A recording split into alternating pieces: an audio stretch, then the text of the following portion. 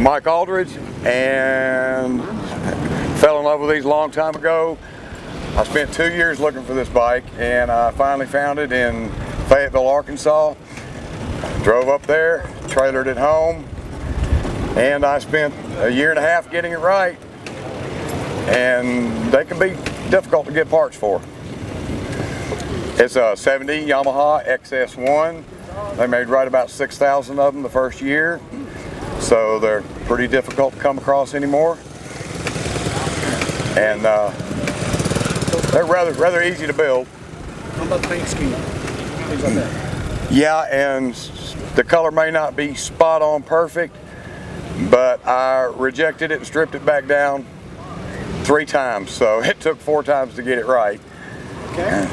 The transmission was pretty much trashed. I had to buy all new OEM shims to get it back to 3 to 5 thousandths clearance on each of the gears. That required going back in again because I didn't realize it was an issue till I had the engine built, so had to tear it back again down to take care of that. And other than that, it's an easy crank and it runs well. The hardest parts to find, bar none, would be the correct air cleaners and lots of things for it. If you want to find the proper collars up here or headlamp shell, a correct one is not that easy to find. Okay.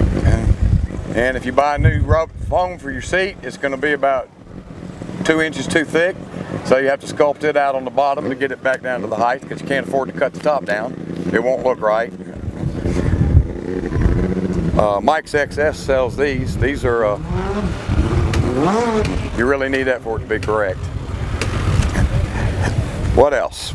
I didn't do the wheels and spokes on it. I decided they could get done down the road. But any bike I do, I'll always run electrolysis on the tank for about 7 or 8 days and get all the rust out of it and reseal it with Pour 15. It's the way to go.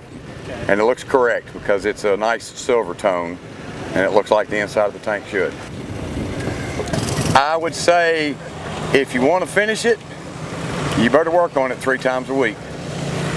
You just forget sitting on the couch and stay after it. How many hours? I've got probably about, I kept up with it on my first bike a lot. And this bike, I stopped counting at a certain point, but about 230 hours I spent going through it. It's for sale. Great.